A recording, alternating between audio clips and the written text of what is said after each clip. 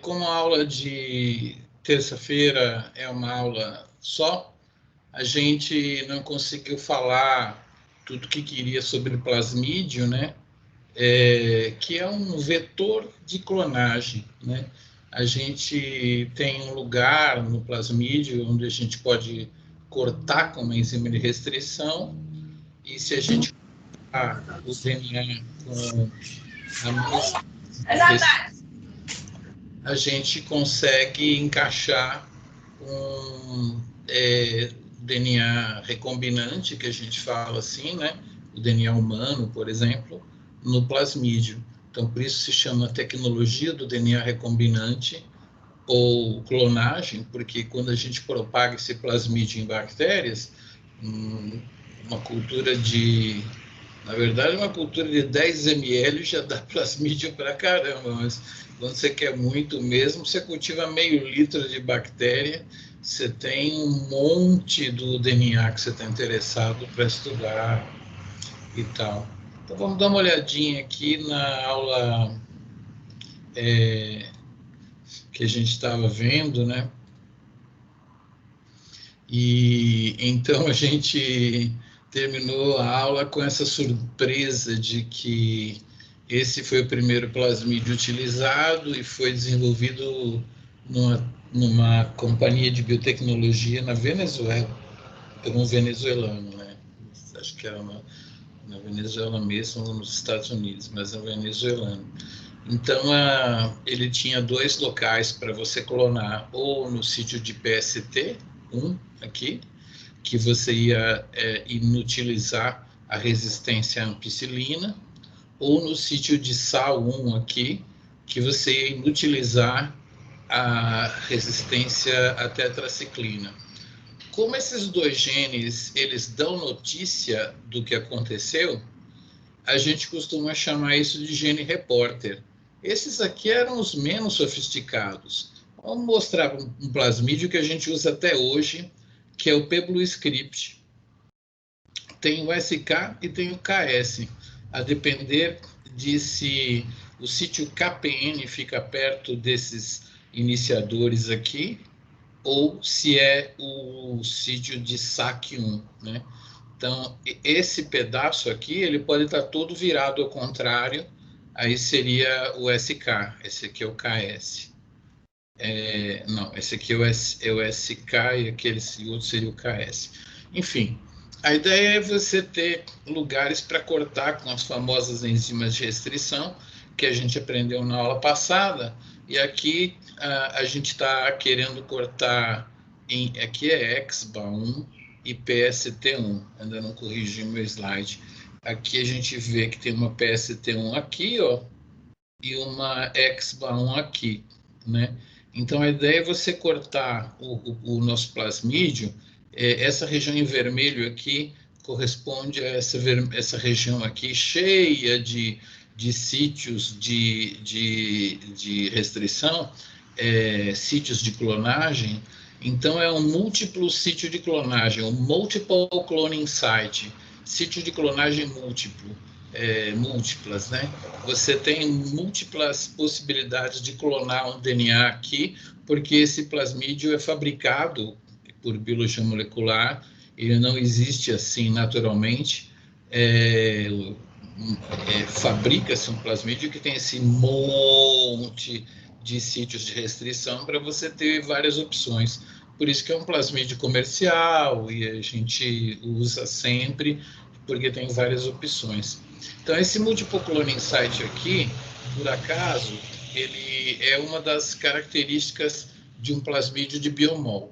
Todo plasmídio de biomol tem que ter um Multiple Cloning Site, porque senão não é apropriado para você usar no dia a dia, porque um dia você vai querer usar uma enzima assim, uma enzima assim, uma enzima assim, né? Então precisa ter isso, isso é uma das características. A segunda característica muito importante é que o plasmídio tem que ter um gene de resistência a antibiótico, porque quando você eletropora uma bactéria com um plasmídio do seu interesse, a maioria das bactérias não vai receber o plasmídio, não. É um evento raro. Então, para você selecionar as bactérias que possuem o plasmídio, para todas elas terem esse plasmídio aqui, todo plasmídio usado em biomol tem que ter um gene de resistência a antibiótico. É muito engraçado que um dia, se você for trabalhar com isso, um dia você vai pegar o plasmídio, vai eletroporar uma bactéria, jogar numa placa com ampicilina e não cresce ninguém. Você fala assim, caramba, será que o plasmídio está degradado? Vou repetir. Pega o plasmídio, né, eletropora uma bactéria, cresce essas bactérias numa placa com a ampicilina e não cresce ninguém. Na terceira vez que você vai fazer, você fala assim, peraí, deixa eu dar uma olhada no mapa do plasmídio. Aí você vai ver, não é resistência à ampicilina que ele tinha resistência à canamicina. Então tem uma onda de plasmídios por aí que a resistência é outra, mas assim, as pessoas sempre se enganam e acham que era ampicilina que ela leu lá no mapa, mas não era. Às vezes a resistência é canamicina, né? É questão de patente dos plasmídios, então cada companhia faz de um jeito. Então é isso aí. A segunda coisa que um plasmídio tem que ter, além do sítio de clonagem múltipla, é um gene de resistência a antibiótico. Para quê? Para que você possa fazer pressão seletiva em cima do plasmídio. Você cresce as bactérias na presença do antibiótico, só cresce a bactéria se ela tiver o plasmídio dentro. É a segunda coisa. A terceira coisa que um plasmídio tem que ter é uma origem de replicação, porque para esse plasmídio replicar dentro de uma bactéria, ele fica sozinho, flutuando lá, né? Ele é como se fosse um segundo cromossomo lá da bactéria. Então, ele precisa ter uma região aqui onde as proteínas da bactéria vão reconhecer e vão abrir essa região e vão começar a polimerizar o DNA aqui para ter a multiplicação do plasmídio. Então, a terceira coisa que você tem que ter é uma enzima, uma origem de replicação, tá? Essa aqui é uma enzima de replicação que veio do PUC, de um outro plasmídio, mas é uma origem de replicação, uma ORI. Terceira coisa. E a quarta coisa que um plasmídio de biomol deve ter é um gene repórter, que te relata, que te dá notícia se a clonagem foi bem sucedida ou não. Esse gene repórter aqui, vocês conhecem da aula de genética, do Operon-LAC. Esse aqui é o LAC-Z, tá? O LAC-Z, também conhecido como beta-galactosidase. Espero que eu tenha um slide aqui que mostre isso. Isso aqui é da aula de Operon, né? Promotor, operador, o inibidor que gruda no operador, né? Bababá. E aqui é o primeiro gene da beta-galactosidase, depois tem a permease e a transacetilase. Então, LAC-Z é usado como gene repórter. Por causa de quê? A função do LAC-Z é degradar a lactose em galactose mais glicose, né? Isso aqui é a lactose, a galactose tem o carbono 4 virado ao contrário, né? A glicose tem assim, 1, 2, 3, 4, aliás, desculpa, é o carbono 3, né? 1, 2, 3.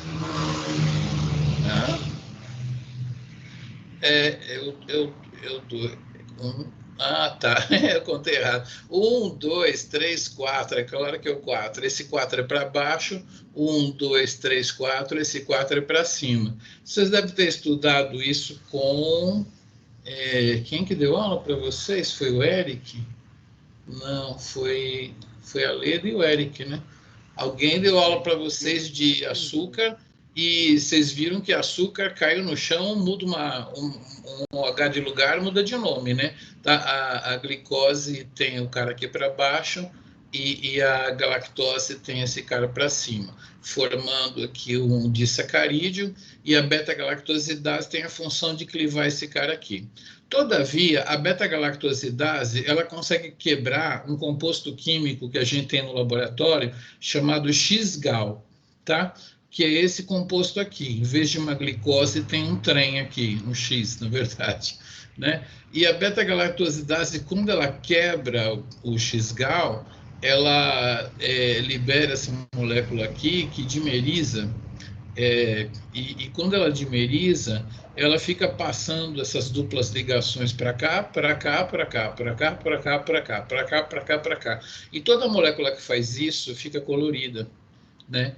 Então, essa molécula aqui fica da cor azul. Então, percebam o seguinte, que a gente usa no laboratório.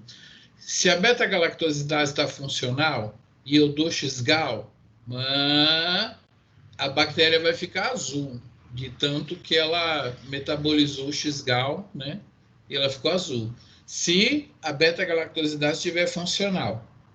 Todavia, se eu destruir a beta-galactosidase e der X-gal, a bactéria vai continuar branca, tá? Então, presta atenção. Eu tenho aqui um gene da beta-galactosidase e esses montes de sítio de restrição. Se eu cortar em PST e XBA1 e eu colocar um DNA estranhão aqui dentro, né, eu vou estragar a beta-galactosidase, tá? Então, todas as vezes que eu conseguir clonar um DNA humano aqui dentro, eu vou estragar. Se por acaso a minha digestão com as enzimas não funcionar bem, o meu DNA humano não entrar aqui, a minha beta-galactosidase continua ativa, tá? Então, eu consigo facilmente distinguir se eu clonei ou se eu não clonei. Porque se eu não clonei, eu dou X-gal, a beta-gal degrada ele e a bactéria fica azul, tá? E aí, como o cientista ali era atleticano, ele joga fora as azul porque não interessa. Aí, se ele faz a clonagem aqui, dá X-gal para a bactéria e a bactéria continua branca, significa que ele estragou o gene repórter. Por isso que é gene repórter. Se ficar azul, não clonou direito. Se ficar branco, clonou direito, né? Alguma dúvida aí sobre esse grande mecanismo? A gente não usa mais isso não, sabe? Quando a gente clona um DNA no plasmídio assim, a gente pega as bactérias e faz um PCR para amplificar aquele gene que a gente clonou ali. E aí faz uns 30 PCR e pega aqueles onde o gene que a gente colocou ali amplifica, né? Ih, vocês não aprenderam PCR ainda, vou aprender já já. Então era isso aí o plasmídio que eu queria mostrar para vocês, né? Antigamente a gente começou a biologia molecular, eu não sou tão velho assim, usando fago lambda. Ele tem um DNA e a gente já comprava ele cortado no meio, a gente chamava braço esquerdo, braço direito. Parece uma música do padre Marcelo Rossi. Pé esquerdo, pé direito. O Senhor tem muitos filhos. Braço esquerdo, braço direito. E aí você clonava o seu DNA humano aqui, ó, e tinha uma mistura proteica de encapsulação. E aí você jogava essa mistura de proteica de encapsulação e era uma coisa linda. Ela encapsulava as partículas virais. E aí você pegava esse cara e infectava as bactérias, ia fazendo biologia molecular com o DNA clonado no fago lambda aqui, né? Essa mistura de encapsulação era fácil.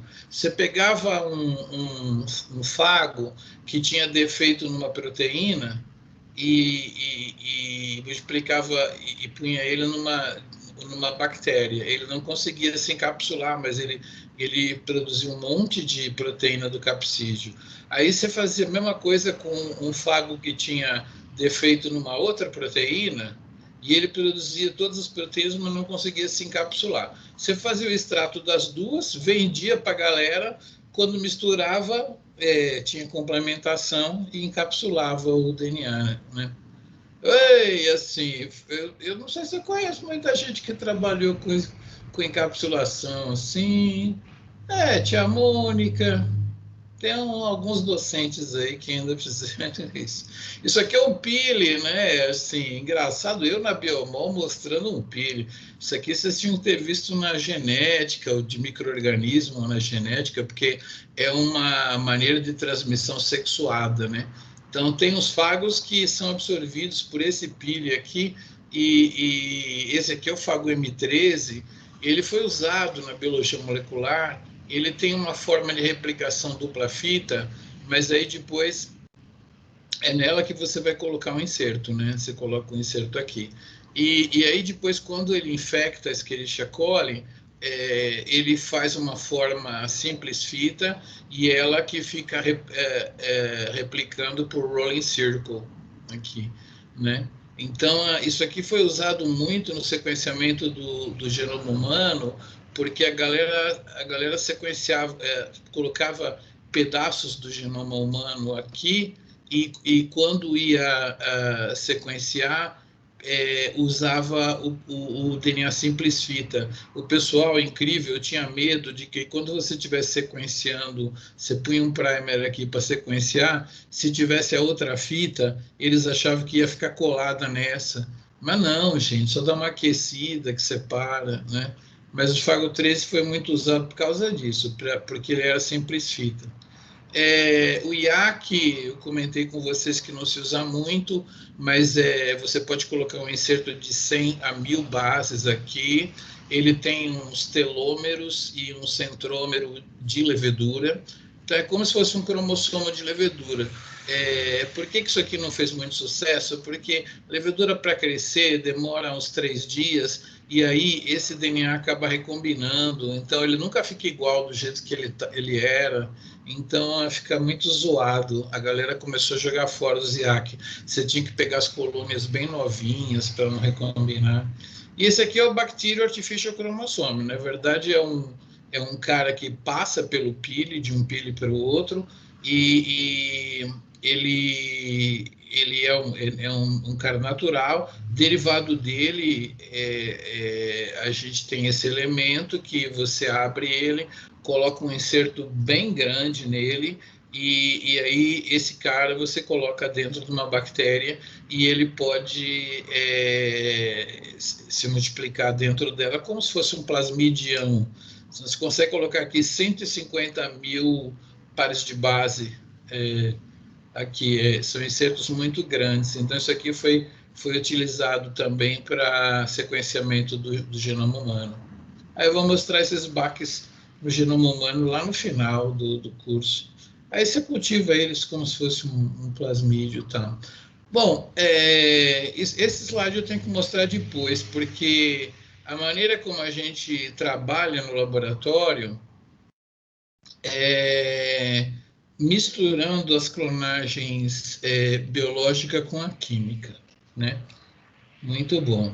Então, clonagem biológica eu falo porque você coloca num plasmídio, põe ele dentro de uma bactéria, alimenta ela cresce, biologia, né? Agora a gente vai falar de clonagem química, que é a PCR, que é uma reação de amplificação de DNA, que foi inventada por um californiano. Na verdade, ele copiou de uns caras, mas foi ele que registrou a patente. E aí, numa empresinha de biotecnologia que eles tinham em San Diego é aquela cidade que fica pertinho de Tijuana, no México, né? Onde tem uns times de futebol mexicano que tem grama sintética, lá, Tijuana. E San Diego é uma cidade na Califórnia muito bonita, eu digo que eu moraria lá, muito legal. Você que gosta de gaivotas, acha tão poético, você ia querer matar as gaivotas, porque gaivota, você está num bar lá comendo um camarãozinho assim, a gaivota para na sua mesa e come seu camarão. É igual as moscas daqui, só que são maiores e tem bico. Então, isso aí é San Diego, lá na Califórnia, onde esse cara trabalhava. Isso aí se chama reação em sequências, né, em repetições, em cadeia, né, encadeadas de polimerização. Então, ele vai fazer uma polimerização, depois faz outra, faz outra, faz outra. Por isso que chama Polymerase Chain Reaction, né? Uma reação em cadeias, encadeada, né? Um encadeamento de reações de polimerase. Bom, eu trabalhava no Instituto Roche de Biologia Molecular, estava fazendo meu pós-doutorado. é um prédio onde a gente gastava todo o dinheiro que quisesse para fazer pesquisa. Não tinha um reagente lá, você mandava comprar, segunda-feira estava lá. Aí você podia fazer o que você quisesse.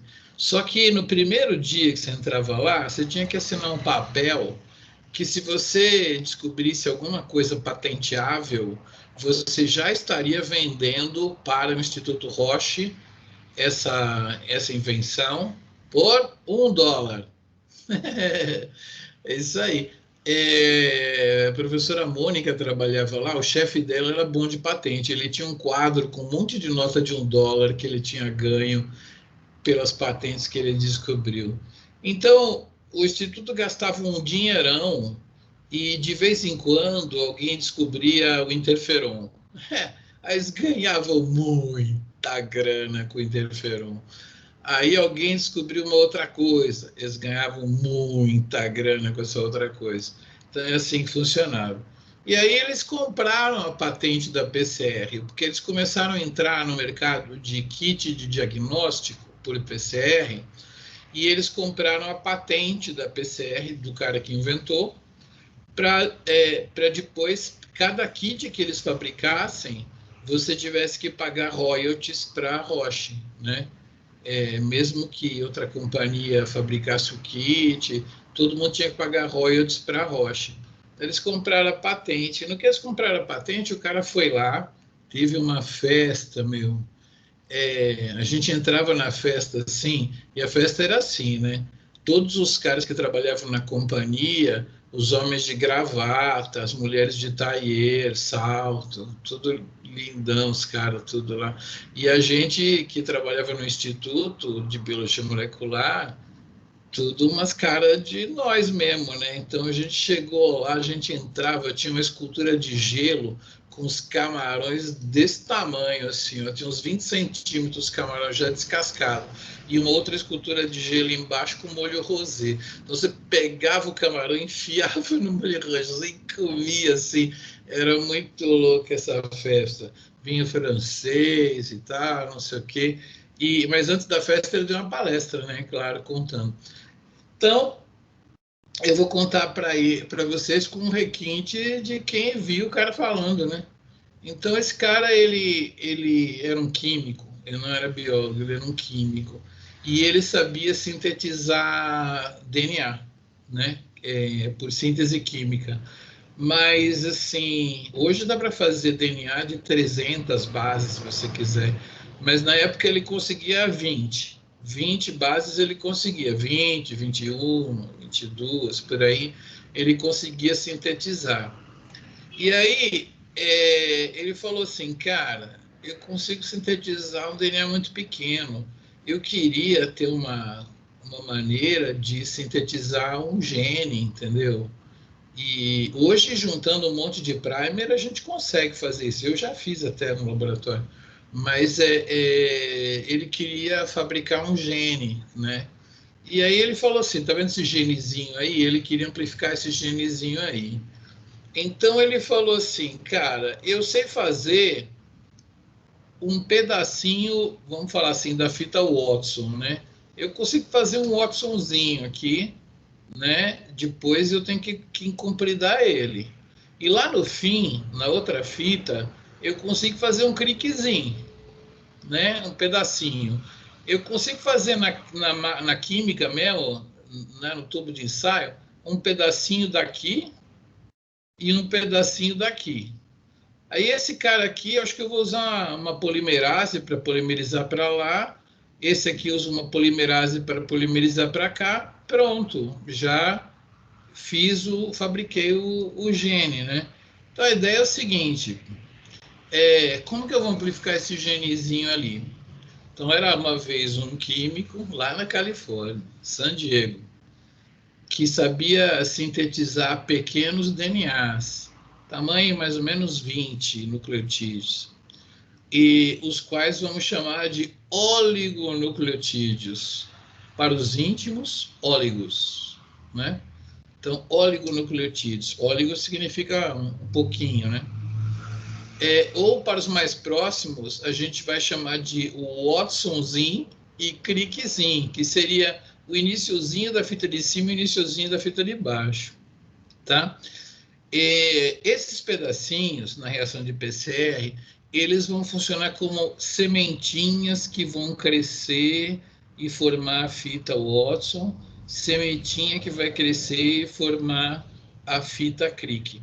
A verdadeira tradução de primer é o cara que inicia uma coisa, que começa uma coisa, aonde tudo começou, entendeu? Então seria melhor entender como uma sementinha, não como um cara que liga e desliga, né? Mas, enfim, a gente chama isso de primers, né? Que são os caras que vão iniciar a fita Watson e iniciar a fita Crick. Ele sabia sintetizar isso na química, beleza? Esses dois pedacinhos. E a ideia seria clonar um pedaço de genoma. Como que ele faria isso? Né? Ele consegue fazer o Watsonzinho e o Crickzinho. Mas como que ele vai preencher isso aqui? A ideia é fazer em 3 etapas. Ele pensou assim: bom, primeiro eu tenho que separar as fitas. Eu tenho 2 alternativas: álcali, né? Separa as fitas, né? Ou então calor. Aí, no final das contas, ele pensou: lá no laboratório tem um espectrofotômetro que tem uma camisa para esquentar e esfriar a amostra. Você colocava a amostra na temperatura que você quisesse. E tinha um cara lá que era um engenheiro eletrônico também na companhia dele. Um dia ele combinou de chegar mais cedo com esse cara aí e desmontou o equipamento caríssimo ali e fizeram a primeira máquina de PCR, que ia alterar a temperatura e tal. Então ele resolveu desnaturar por calor. Desnaturar, o que sua mãe quer dizer para você se ela falar assim: meu filho, você é mesmo um filho desnaturado? O que significa? Não é desnatado, né? Minha filha, você é uma desnatada. Não, uma desnaturada. O que é desnaturada? Desnaturada, ela quer dizer assim: não foi assim que eu te criei, você perdeu a estrutura nativa, né? A gente fala isso. Então, quando o DNA perde a sua estrutura nativa, ele fica desnaturado. A temperatura que ele resolveu usar foi de 96 graus, porque ele vai usar uma enzima na reação. Então, ele não botou 100, porque primeiro que a água ia evaporar e segundo que ele ia matar a enzima e tal. Então, beleza. Ele usou a temperatura para fazer a desnaturação, como vocês estão vendo aí, a primeira ideia que ele teve.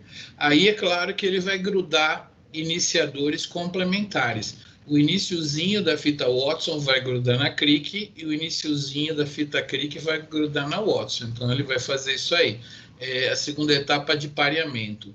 Ele pensou em fazer uma temperatura aonde 20 e poucos nucleotídeos ficassem estavelmente ligados, né? Essa temperatura é por volta de 60 graus. Então, quando ele incubava agora a 60 graus com os primers iam conseguir parear exatamente naquele lugar. Essa temperatura aqui é função de quantas pontes de hidrogênio esse cara tem. Vocês vão aprender a fabricar primer, porque eu vou ensinar a amplificar coronavírus. E vai ser hoje. Então, vocês vão aprender a fazer primer para o coronavírus. Meu Deus, jura, Miguel? Então, vocês vão ver que a gente vai colocar o tamanho dele de um jeito que ele fique presinho aqui pelas pontes de hidrogênio a 60 graus. Se eu botar muita ponte de hidrogênio, ele vai ficar preso numa temperatura mais alta. Se eu colocar menos, ele solta a 60 graus. Então, eu vou equilibrar isso aqui.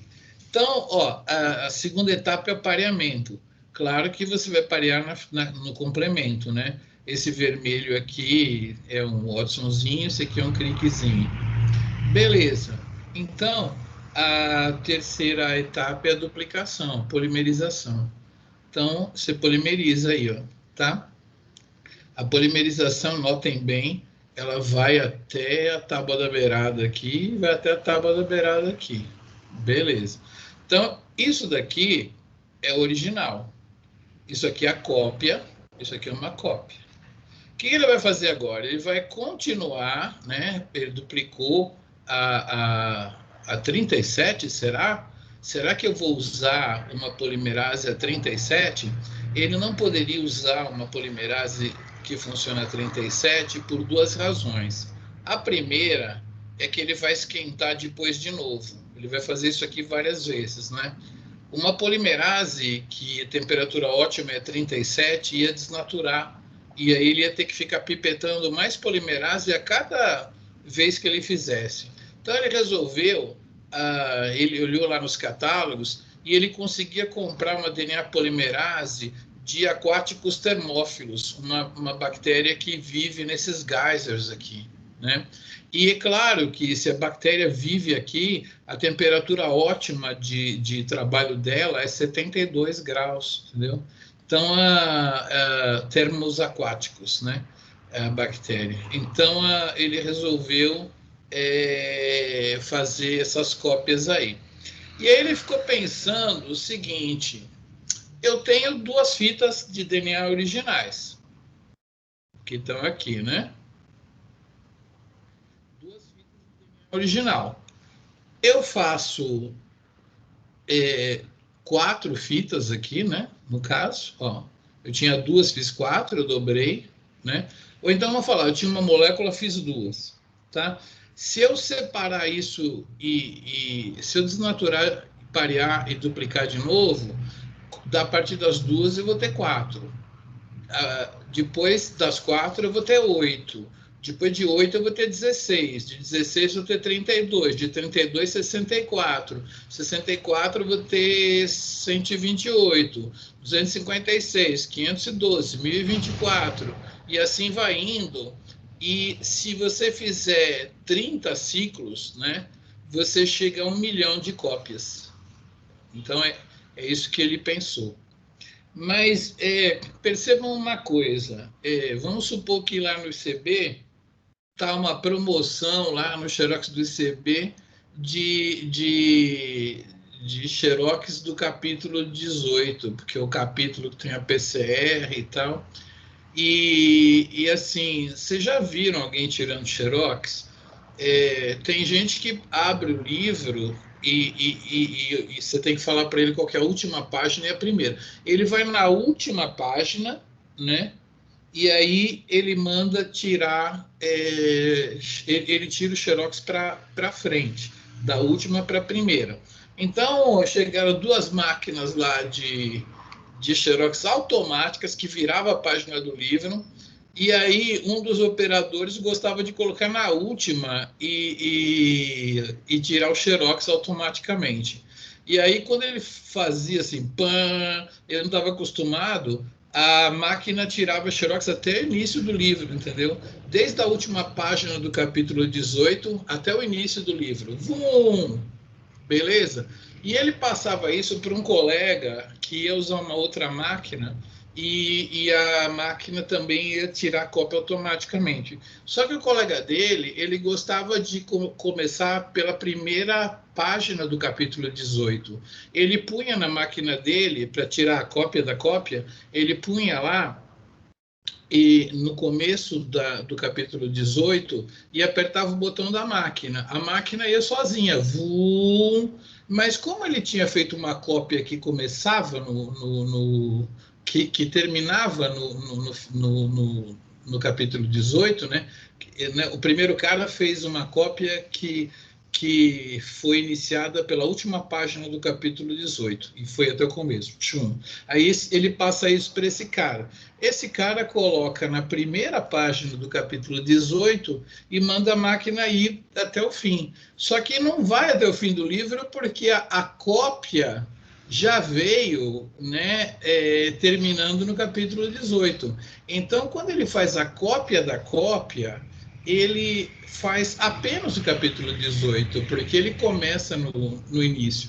Ele passa isso para o outro cara coloca na máquina automática, para tirar a cópia da cópia da cópia a partir da última página do 18. E aí ele vai amplificar o quê? Né? Vai xerocar o quê? Só o capítulo 18. Ele passa isso para o outro cara vai também amplificar só o 18. Então, o que acontece? Quando você faz a reação de PCR, né, você faz a desnaturação, põe os primers aqui, você polimeriza longamente essas moléculas, aí a gente já está aqui assim, né? Aí depois você separa os caras de cima, aqui, ó, amarelo com azul aqui de cima, o rosa com amarelo aqui de baixo, e aí você faz uma cópia, ou então você faz a cópia da cópia. A cópia da cópia para aqui, né? E conforme você vai fazer a cópia da cópia da cópia, você começa a fazer moléculas todas do mesmo tamanho, tá? Então, uma vez fora, você vai fazer 30 moléculas assim, 30 moléculas assim, e toda a progressão geométrica que você faz assim, vai produzir moléculas exatamente do mesmo tamanho. Isso é o que foi uma coisa muito atrativa nessa invenção. Eu consigo amplificar um genezinho do tamanho que eu queria, entendeu? Então, no final das contas, quando eu coloco esses primers aí desenhados nesses lugares, como vai prevalecer a cópia da cópia da cópia da cópia da cópia da cópia da cópia, um bilhão de moléculas vão ser exatamente do tamanho planejado. Então, por isso que a técnica foi tão bem aceita e tal, né? Muito bem. É assim que funciona a PCR, né? Entenderam isso, né? Você entra em progressão geométrica. O cara, ele pensava isso no final de semana, lá, sentado numa cadeira vermelha, com um quadro que tinha uma espiral em cima. Ele mostrou onde ele sentava para pensar sobre a PCR. Tem uma palestra louca lá, porque o cara é também um cara modernoso, assim, tal, meio hippie, assim, e contou todas as histórias lá de como que descobriu, tal, tal. Aí ganhou uma grana violenta, deve ter comprado uma Ferrari, ou um Camaro amarelo, que é mais barato, né? Muito bem. Então, como é que a gente faz uma PCR, né?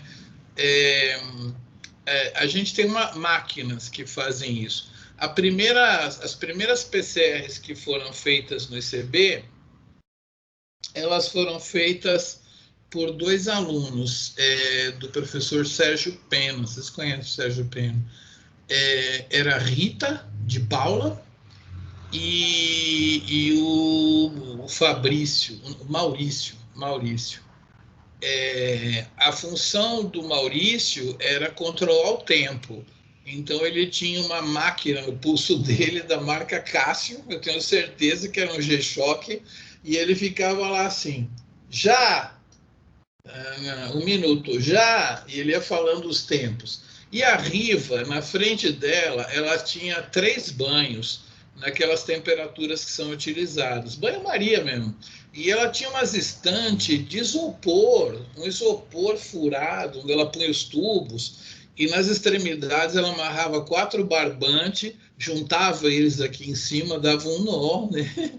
Então ela colocava primeiro para desnaturar, né? Numa temperatura de 96. E aí o Maurício falava assim, já! Aí ela colocava num outro banho a 60 graus, que era para o primer parear. Aí ele esperava um minuto e ele falava, já! Aí ela colocava no banho a 72, que aquela DNA polimerase lá trabalha 72. Aí ele falava, já! Aí ela colocava de novo no primeiro banho.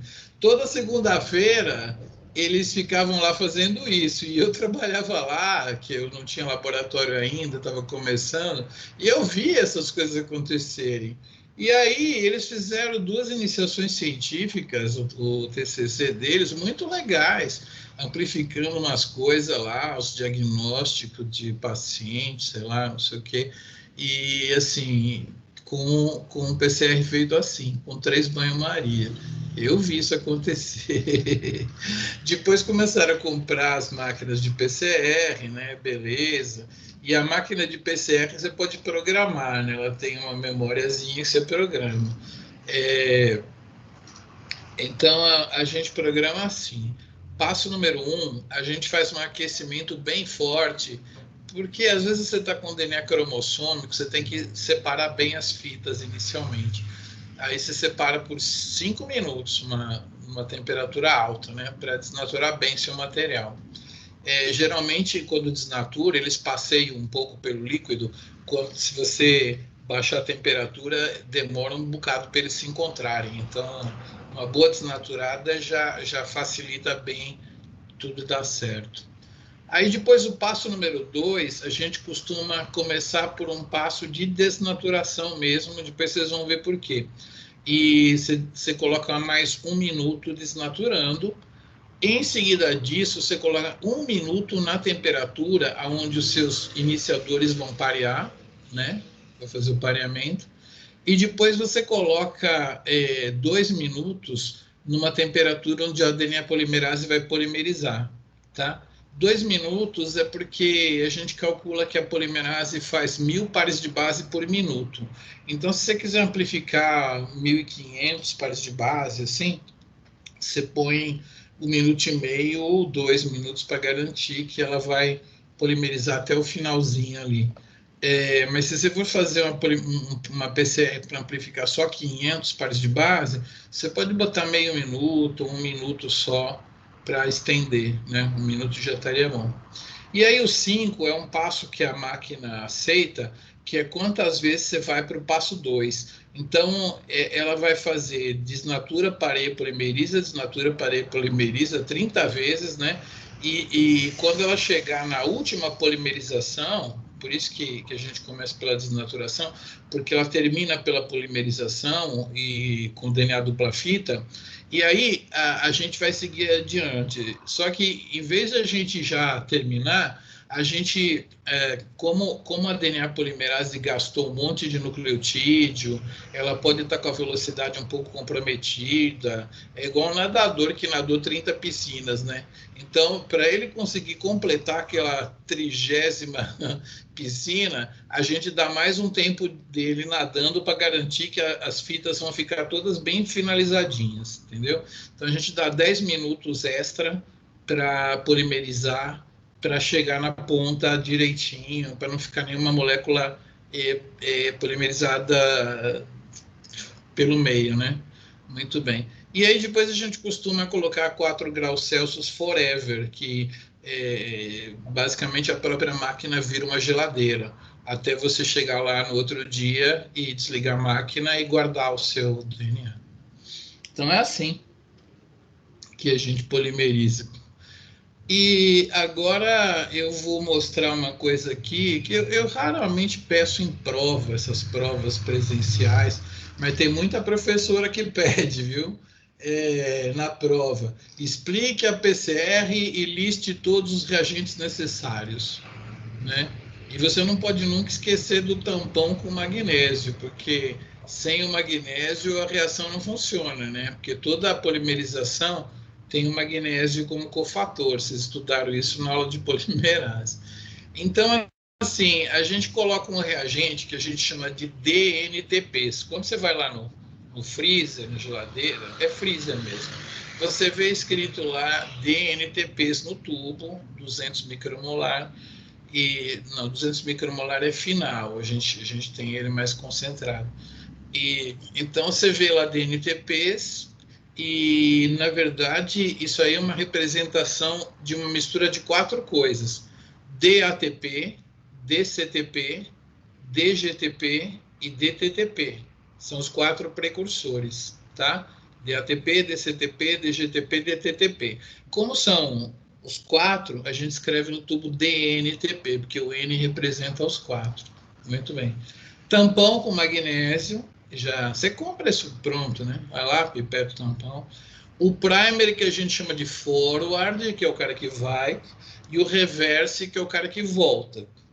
Senhoras e senhores, vocês nunca viram toca-fitas num carro, né?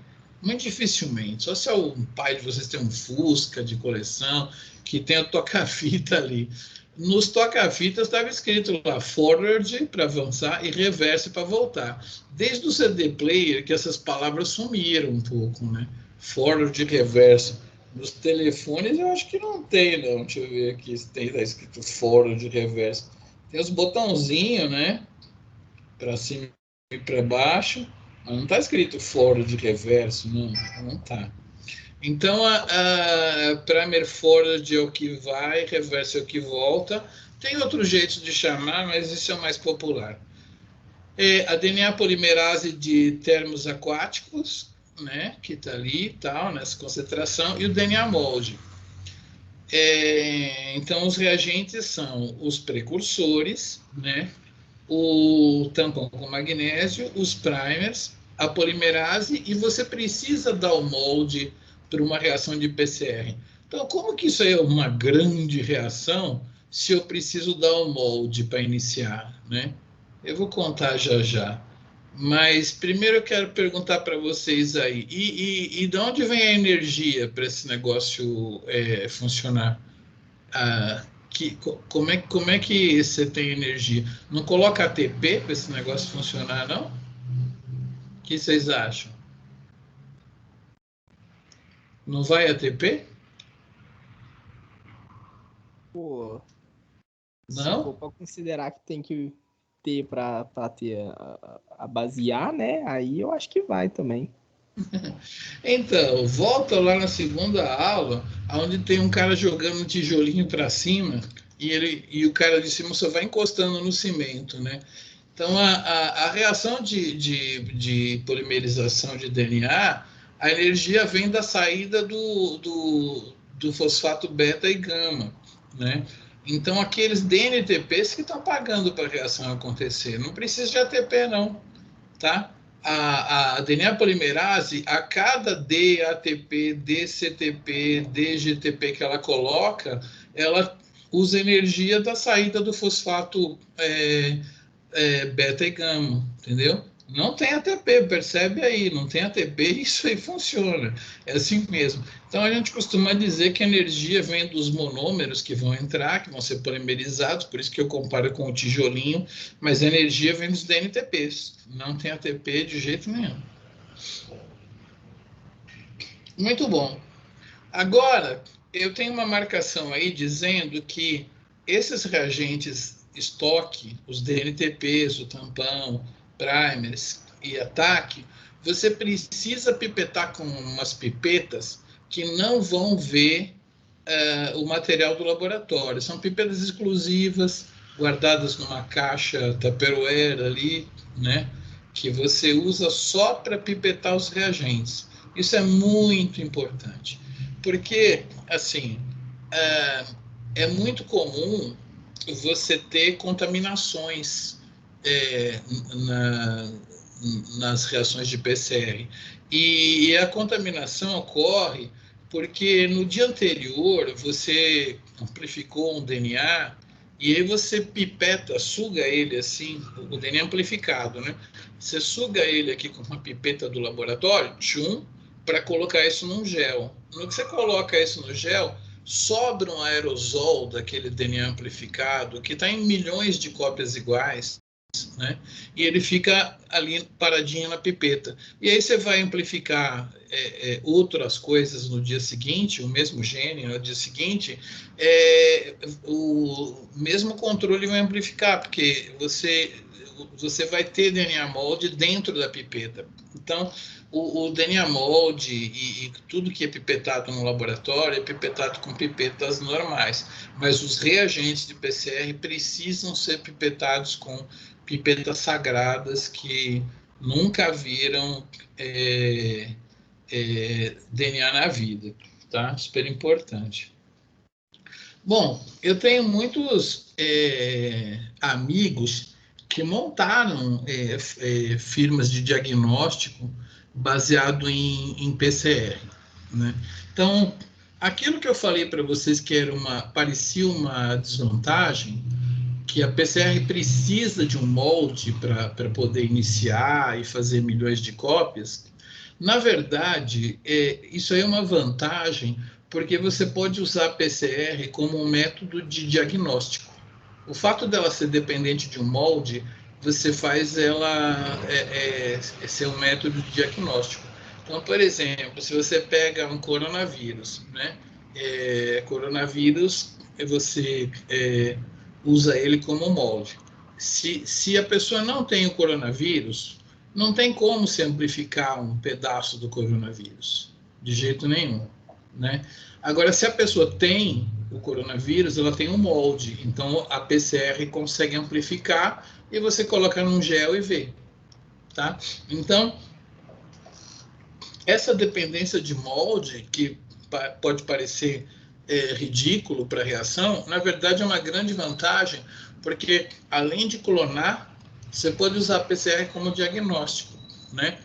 E aí, eu tenho amigos que falam assim, Miguel, o falso positivo, que é quando, por exemplo, uma pessoa pega uma pipeta do laboratório e pipeta a TAC, pipeta os primers, no dia seguinte vai estar todo mundo com HIV, né? Porque se você pipetou um DNA de HIV já amplificado para pôr no gel, com uma pipeta, o aerosol do DNA fica dentro da pipeta. Aí você vai pipetar os reagentes do dia seguinte, você vai soprar esse HIV dentro das amostras do dia seguinte. Todo mundo vai ser falso positivo, tá?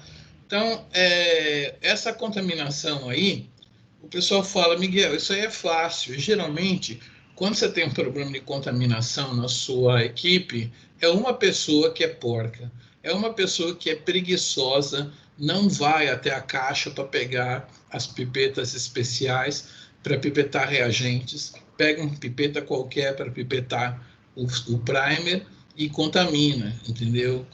Pipetou com uma pipeta que já tinha pipetado o DNA amplificado. Você manda embora essa pessoa, ou então coloca ela numa outra função, coloca uma pessoa que é bem criteriosa lá naquela função, e você resolve o problema do falso positivo, né? Então, isso aí chama falso positivo. Geralmente é contaminação dos reagentes, que geralmente é causada pelo uso de uma pipeta com aerosol, que foi usada para pipetar DNA amplificado. O que eles falam assim, para mim, é que, Miguel, o principal problema de você fazer diagnóstico por PCR, ganhar dinheiro com isso, tal, fazer exames, é o falso negativo. O falso negativo é o maior temor de quem trabalha com diagnóstico, porque, às vezes, quando você tem uma impureza na amostra, né, essa impureza na extração, ela consegue inibir a polimerização, né? Então, o molde está lá, né, o corona está lá, e quando você faz a reação por essa contaminação de alguma coisa que veio do sangue e tal, ou das células que você tirou do nariz e tal, dá um falso negativo, ou seja, a pessoa tem o corona e você fala que ela não tem. Então, esse é um grande problema. A maioria das vezes, isso se resolve você amplificando um DNA humano, né, em paralelo. Um DNA qualquer que você escolhe lá. Então, você amplifica o corona, deu corona, positivo. Não deu corona, negativo. Mas para provar que não é um falso negativo, você amplifica um gene qualquer humano ali, para provar que a reação está produtora, que ela está amplificando, que tudo poderia ter dado certo se você estivesse mirando num outro gene que está lá na amostra, né? Então, falso positivo não é problema, geralmente é só trocar pessoas, tem pessoas que realmente não são criteriosas para fazer, e sempre a contaminação que acontece é com ela, né? Nossa, eu já vi isso muito. Tinha uma moça lá que sempre contaminou os primers, contaminou os primers, assim, sempre era a mesma pessoa, né? Porque é característico. Não é maldade, mas é falta de mão para trabalhar, às vezes, na bancada, né? É isso daí. Muito bem. Então, chegou a hora de eu mostrar para vocês como que amplifica um pedaço do SARS-CoV-2. Eu vou pegar um SARS-CoV-2 aleatório do banco de dados do NCBI americano e eu vou escolher aleatoriamente um gene dele. Eu nem me lembro o que eu fiz no ano passado, mas eu vou escolher um gene dele para a gente amplificar, mostrar como que a gente faz para escolher os primers mesmo, né? Eu acho que é isso aí. Depois, o que eu tenho aqui? Eletroforese proximal. Então, deixa eu clicar aqui nesse SARS-CoV-2 e eu vou ter que compartilhar a minha tela de trabalho, né? Compartilhar a minha tela aqui. Compartilhar isso aqui. Vocês estão vendo? Posso dar uma aumentada aqui, talvez, né? Sim. Eu entrei aqui no NCBI, não sei se eu consigo mostrar para vocês aqui, e aí eu procurei aquilo lá, acho que é genoma mesmo. Opa! Oh, Deus do céu. Eu acho que aquilo foi genoma. Deixa eu ver, porque aqui já tá em nucleotide esse. Deixa eu ver se a gente tem aqui um SARS-CoV-2. Deixa eu ver se tem algum arquivo de genoma aqui. Tananã, vários projetos. Tem um aqui, um RefSeq, ó, uma sequência dele. Complete genoma, tal, isolado, tal. Esse aqui é outro, não é aquele que eu tinha pego, não. Então, deixa eu ver se esse aqui vai servir para nós aqui. Ele tem marcados alguns genes, como por exemplo esse ORF1AB, né? Tem a sequência de aminoácidos. Vamos ver, tem mais genes. Eu quero pegar um gene menorzinho. ORF1AB, nananã. Deixa eu ver que mais gene que eles têm aqui. Esse aqui é a proteína muito grande também. Está marcado nesse arquivo aonde começa e termina tudo que é gene que tem aí. Esse aqui, esse GNS aqui, ele vai de 563, 21, né? É um pouco grande, para amplificar o gene inteiro é um pouco grande. Esse aqui tá bonitinho, hein? Mas também tem um nome feio, ORF3A. Deixa eu ver se tem aquelas proteína N. Isso aqui eu estou passando todos os genes do coronavírus identificados, ORF10, tal. Só isso mesmo, né? Deixa eu ver aqui. Esse aqui está de bom tamanho, né? Vamos amplificar esse gene aqui, ó, que tem essa sequência de aminoácidos aí. O tamanho para um diagnóstico é 500 bases. Aqui está dando um pouco mais, né? 8.200 até 9.500 está dando 1.200 bases. Mas vamos amplificar esse gene aqui, é o chamado gene N. Ele começa no 28.274 e vai até o 29.533, tá bom? Muito bom. Então, a gente vai tentar achar na sequência essa posição aqui. Se vocês puderem escrever em algum lugar aí, eu agradeço. Vocês me ajudam a memorizar isso aí, né? Então, deixa eu marcar aqui no meu celular aqui mesmo. 28.274. Vamos achar então no genoma isso aí.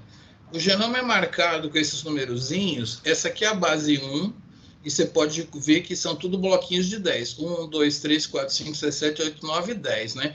Então, essa aqui é a base 1, essa aqui é a 11, a 21, né? Ou seja, aqui é a 10, aqui é a 20, aqui é a 30, aqui é a 40, aqui é a base 50, aqui é a base 60, aqui é a 61, tá vendo? Assim que funciona. Então, nós temos que achar um cara chamado 28.000. Vamos lá. 28. O cara é grande, hein? 28 e quanto? 28.274. 28.274. Vai estar aqui, ó.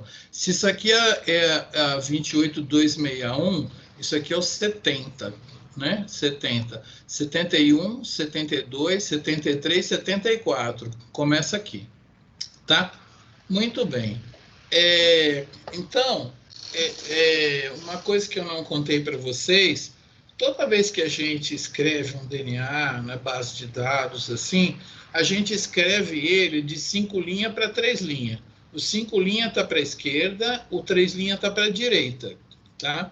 Então, quando eu colocar uma polimerase, se eu tiver esse pedacinho aí, ó, e eu colocar uma DNA polimerase, o 3' o H está nessa ponta aqui. Essa ponta vai crescer, entendeu? Essa ponta vai sempre... vai crescer, tá? Sempre o 3' H vai estar exposto desse lado e a gente vai crescer para cá. Então, o meu objetivo é começar nesse ATG aqui, que é o início, onde começa aquele gene, e eu vou continuar para lá fazendo primer. Só que aí vocês vão me ajudar aí, pode abrir uns microfones aí e me ajudar aqui, porque a gente vai usar uma regra básica. Eu posso fazer isso com um programa de computador, mas a gente vai usar uma regra, como fala isso? Uma regrinha, que é o seguinte: para cada A ou T, que forma 2 pontes de hidrogênio, nós vamos adicionar 2 graus Celsius. 2 graus para cada A ou T. E para cada C ou G, que tem 3 pontos de hidrogênio, nós vamos adicionar 4 graus Celsius, tá? Essa é a regra. 2 graus para T, 4 graus para GC, tá? Então, vamos lá, igual o Silvio Santos faz aí. Aqui a gente tem 2, com mais 2, 4, com mais 4, 8, com mais 2, 10. Vão me corrigindo se eu errar aqui, hein? Com mais 4, 14, com mais 2, 16, com mais 4, 20, 22, 24, 26, 28, 30, 34, 38, 40, 44, 48, 52, não é isso? 56, 57, 58, 59 e 60, tá? Então, a gente vai copiar esse primer aqui. Eu não tenho muito onde copiar, vou copiar aqui, assim.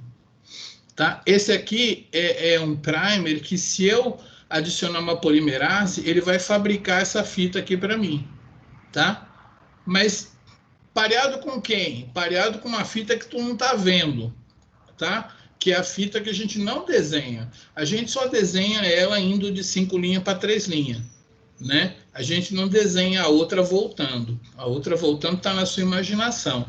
Mas como você sabe como é que faz a outra? É pareamento de Watson e Crick. Se for A aqui é T, se for G é C, se for A é T, se for C é G, né? Então, você consegue imaginar a outra fita. Beleza. Então, agora nós vamos lá em cima e vamos ver onde é que termina esse gene. Vocês têm que me ajudar, era o gene N, né? Eu vou amplificar ele até o fim. Vamos ver como é que a gente faz aqui para fazer o gene N. Ele termina no 29533. Tá bom, beleza, obrigado. 29533. Então, a gente vai no 29 aqui no 29, 29533, né? Então, é mais ou menos por aqui. Então, esse daqui é o 29530, 5313233. É esse TAA aqui, tá? Inclusive, é um stop codon mesmo, de verdade. Depois vocês vão aprender isso aí. Então, agora é o seguinte. Eu tenho que desenhar agora um primer da fita complementar voltando, tá? Como eu não consigo iluminar ela, né? Eu vou calcular a temperatura iluminando a fita forward, mas logo quando eu for pegar as letras, eu não vou pegar A, A, T, eu vou pegar T, T, A, G, G, C, C, tá? Então, primeiro me ajudem aqui na conta dos 60 graus. Eu tenho 2, 4, 6, 10, 14, 18, 22, 24, 28, 30, 34, 36, 38, 38, 42, 44, 48, 50, 54, 56, 60, né? Deu 60 graus. Eu consegui fazer um primer com 60 graus. O único problema... Ih, meu Deus, agora eu não vou conseguir copiar aqui sem desiluminar esse negócio aqui. Eu vou fazer aí agora, então, deduzir a fita que volta. Então, entenda uma coisa, o primer forward, ele vai produzir a fita que vai até essa posição aqui. A fita que volta, eu vou ter que imaginar a sequência dela. Vou imaginar A com T, né? T com A. E na hora que eu for mandar fabricar, presta atenção, eu não posso começar daqui desse C, T, G, até o TAA. Não, eu tenho que imaginar ela voltando, mas como eu vou pedir para o cara desenhar um primer de 5 linhas para 3 linhas, eu vou escrever o primer invertendo ele ao contrário. Então, o meu primer reverso, ele vai ser TTA, GGCC, TG, AG, TT, GAG, TC, AG, tá? Eu vou escrever no papel do jeito que eu falei, assim, TT, AGG, CC, T, entenderam? Porque quando a gente manda sequência, fabricar um primer, a gente sempre escreve o DNA de 5 linhas para 3 linhas. Então, ele é 5 linhas para 3 linhas assim, ó, voltando, né? Aquele lá era indo, né? Esse aqui que a gente colocou é indo, e esse aqui, o outro aqui, a gente tem que deduzir ele voltando, mas a gente escreve ele da esquerda para a direita, de 5 linhas para 3 linhas, tá? Então, vocês aprenderam hoje como é que faz o primer reverso e o primer forward. Eu acho que eu consigo fazer isso aqui. Ah, perdi o primer. Ele está aqui, né? Ele está assim, CTG, eu tenho que tirar aqui assim, né? Então, basicamente, eu vou mandar fabricar um primer que é assim, TTA, né? Eu tô lendo o complemento de 5 linhas para 3 linhas. TTA, GGCC,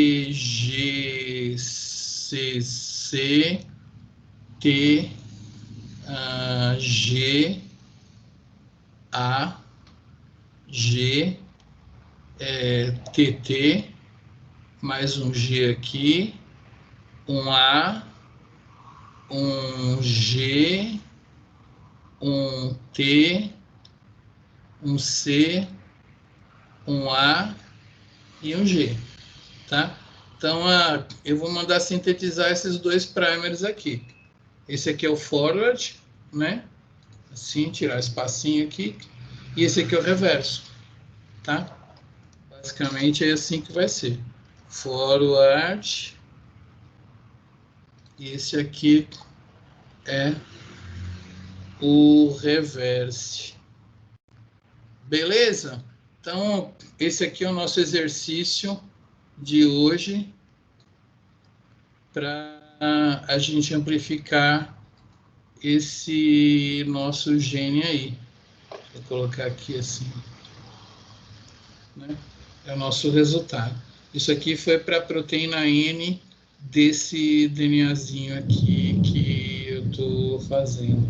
Deixa eu ver se consigo dar um reload aqui.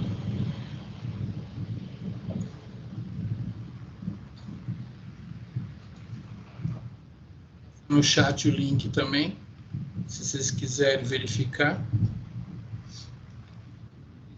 É o corona amplificar gene N. Né? Beleza? Então eu coloquei aqui as informações do que a gente fez hoje, que é como amplificar um DNA, né? Muito bom. Deixa eu dar uma olhadinha aqui. Bioinfo, ICB, UFMGBR /biomol. Biomol. Aqui a gente tem uma tarefa 3 de biomol e eu tô compartilhando não a área de trabalho, né? Deixa eu compartilhar a tarefa com vocês.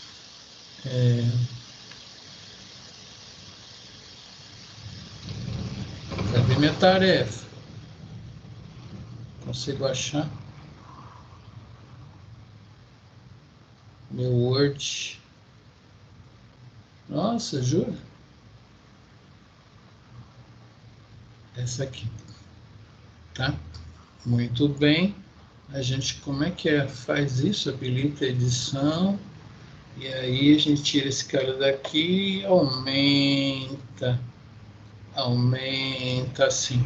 Então aqui estava na moda mais um HIV do que um corona, né? Então eu coloquei para vocês aí uma tarefinha de amplificar a GP120 do HIV, que é a proteína mais famosa, né? E a gente pergunta aqui quais os reagentes necessários para PCR, o que um plasmídio precisa ter para ser usado em biomol. Se eu pegar um plasmídio de uma perereca vinda da Amazônia e cortar com essas enzimas de restrição, qual que vai cortar em pedacinhos menores. Então, como vocês viram aqui, as tarefas são basicamente para a gente recordar aquilo que foi visto nas aulas, beleza? Alguém ia perguntar alguma coisa? Muito bem. Então, como a gente vai estar entrando em recesso, eu quero perguntar para vocês, eu colocando essa tarefa 3 agora no Moodle, até quando que eu precisaria dar tempo para vocês entregarem? Eu posso dar um tempo assim, por exemplo, até a gente vai ter aula em janeiro 5, eu posso pedir para entregar janeiro 4, por exemplo, não sei se está bom, ou até mais, né? Pode ser janeiro 8. Pode ser, sei lá, no primeiro sábado de janeiro. O segundo, né? Porque tem que começam as aulas, né? Tipo 9, né? Pode 9 ser. de janeiro tá bom, né? Beleza. Uhum. Vou colocar 9 de janeiro, então, para entregar a tarefa 3. Mas como eu mostrei para vocês, eu quis até mostrar para vocês, se vocês lembrarem, basicamente foi aquilo que a gente viu nas aulas de terça e na aula de hoje. Eu vou colocar lá no site para vocês, a aula que eu dei para vocês, porque já tem a aula que eu dei o semestre passado, que eu estou seguindo os mesmos slides justamente para vocês terem aquelas aulas também como referência. Então eu vou colocar a tarefa 3 online hoje para vocês entregarem até janeiro, mas se eu fosse você, já faria nesse sábado, né? Ou antes, ou essa semaninha aqui, já para se livrar, porque é bastante fácil. Só para não encavalar, porque depois, quando a gente começar, na primeira semana de janeiro, vai ter uma tarefa daquela semana. Então é bom que essa aqui seja, eu falei 9, né? Então, 9 de janeiro, deixa eu colocar aqui, 9 de janeiro, tarefa 3, tá? A tarefa 2 foi de sequenciadores, já está aí para ser entregue, qualquer coisa tem as aulas, né? E aí vocês vão, eu vou melhorar um pouquinho aquela página lá que vocês têm lá naquele endereço que eu mostrei para vocês, né? Deixa eu mostrar aqui onde é que está de novo.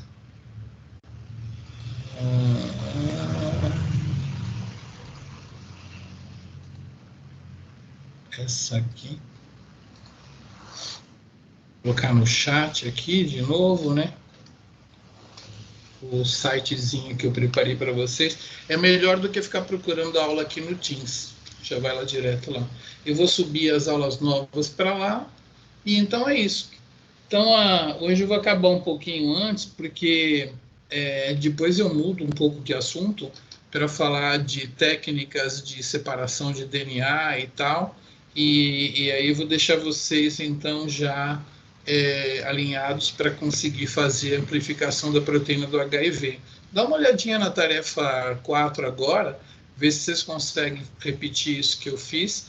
E eu vou subir esse vídeo aqui, mas já tem o vídeo de PCR do semestre passado.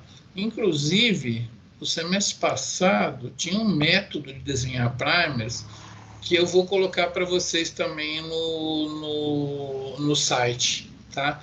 Eu tenho um PDF que explica esses passos, como fazer um a um, tá? Então, eu vou colocar esse material todo e eu vou mandar um e-mail para vocês falando onde o material está e tal, para guiar vocês para aproveitar esse conhecimento. Então, hoje vocês viram como é que a PCR é feita, ela depende de molde, o cara ganhou Prêmio Nobel de Química por essa invenção que revolucionou a biologia molecular e permitiu a gente clonar qualquer coisa e também usar a PCR para diagnóstico de muitas doenças, são feitos por PCR, hepatite, tem muita coisa que é diagnosticada por PCR. Hoje a estrela é a amplificação do corona na fase aguda, né? Onde você tem muito vírus, você detecta o material genético por PCR, lá pelo 3º, 4º dia de febre, assim, você tem esse surto viral aí, tá bom? Então, a gente encerrou aqui o bloco de clonagem, o bloco de sequenciamento e como que o DNA replica. Aí a gente vai mudar um pouquinho de assunto na outra semana de janeiro e vai continuar por muitos assuntos. Nós vamos ver como é que o câncer é causado, vamos discutir isso e tal. Mas aí a gente vai falar de reparo de DNA, essas outras coisas assim. Então, deixa eu encerrar aqui essa aula aqui, a gravação. Sim.